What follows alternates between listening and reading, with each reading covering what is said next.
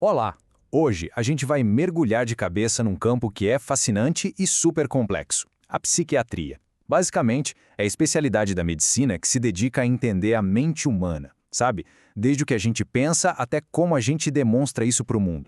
Para começar, vamos pensar nessa ideia aqui do Aldous Huxley.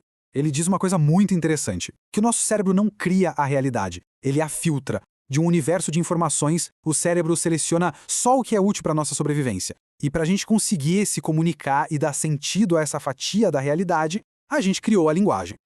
E aqui está a analogia central de tudo que a gente vai conversar hoje. Pensa nas cores. Existem milhões de tons, certo? Mas a gente só tem nome para alguns. Agrupamos tudo em azul, verde, vermelho. E se os nossos estados mentais fossem um espectro parecido?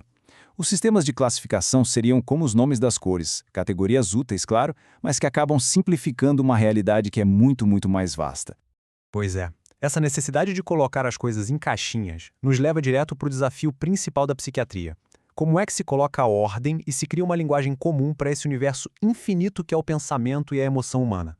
Olhando a definição formal, o foco da psiquiatria fica bem claro. Ela não lida só com o cérebro físico, mas com as funções da mente. E as palavras-chave aqui são conteúdo e manifestação do pensamento. É exatamente isso que faz dela uma especialidade tão única. Tá, mas como é que essa linguagem foi criada? Vamos dar uma olhada agora nas ferramentas e nas figuras históricas que ajudaram a moldar a psiquiatria que a gente conhece hoje e a padronizar essa comunicação. E aqui tem uma distinção que é, olha, fundamental. A psiquiatria nasceu da neurologia, o próprio Freud era neurologista, para se ter uma ideia, mas elas seguiram caminhos bem diferentes. Enquanto a neurologia olha para a estrutura física, para o cérebro em si, a psiquiatria vai mais fundo. Ela está interessada no conteúdo do pensamento, na experiência subjetiva de cada um. E essa busca por classificar as coisas não é de hoje, não. Começou lá com Hipócrates, na Grécia Antiga, ganhou uma força tremenda com Freud e no século XX chegou no ponto de criar manuais padronizados que hoje são usados no mundo todo para pesquisa e diagnóstico.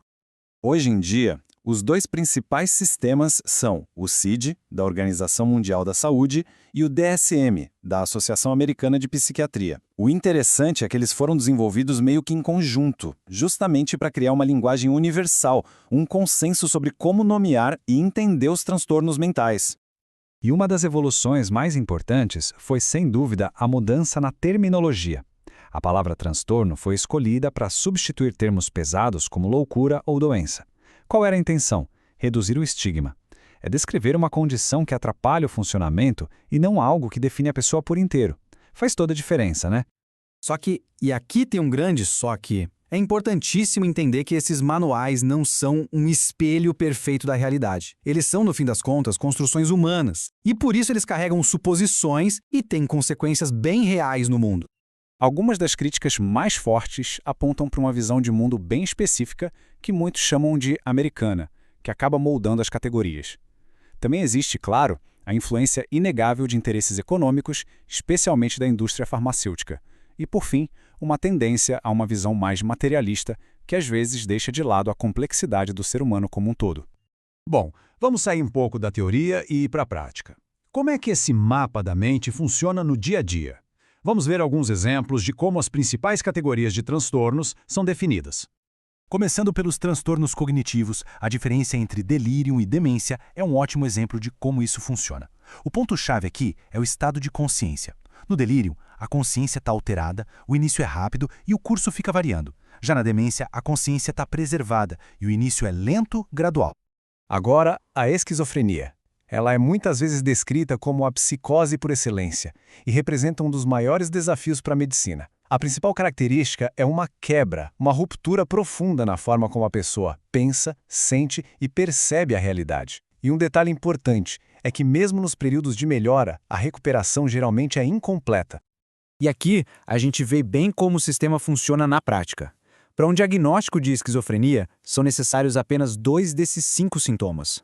Ou seja, o manual tenta criar categorias claras a partir de uma combinação de experiências supercomplexas, como delírios, alucinações ou o que se chama de embotamento afetivo, que é uma diminuição da expressão emocional. Mudando agora para os transtornos de humor, a gente vê que a lógica é construída em polos. De um lado, tem o episódio maníaco, um excesso de energia, humor pra cima, pensamentos a 1000 por hora. Do outro lado, o episódio depressivo, marcado justamente pela falta de energia, tristeza, dificuldade de se concentrar. E é a combinação desses polos que nos leva, por exemplo, ao transtorno bipolar tipo 1. Olha que interessante. O critério fundamental para o diagnóstico não é a depressão, mas sim a pessoa ter tido pelo menos um episódio maníaco completo na vida. É a mania que define essa categoria específica. E tudo isso nos traz de volta ao nosso tema principal. Depois de ver como essas categorias são montadas e usadas, é hora de dar um passo para trás e lembrar daquela diferença crucial entre o mapa e o território.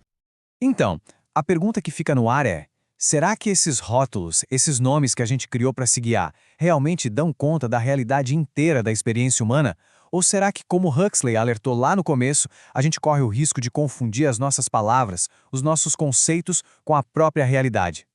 Para fechar, fica essa reflexão genial do Machado de Assis em O Alienista. Na história, o médico Simão Bacamarte interna quase a cidade inteira procurando a razão perfeita. No final, ele percebe que estava completamente errado. Ele conclui que o desequilíbrio é a norma, é o esperado, e que a verdadeira loucura, a patologia, seria um equilíbrio perfeito e constante. Uma ideia, no mínimo, provocadora sobre o que, afinal, significa ser são.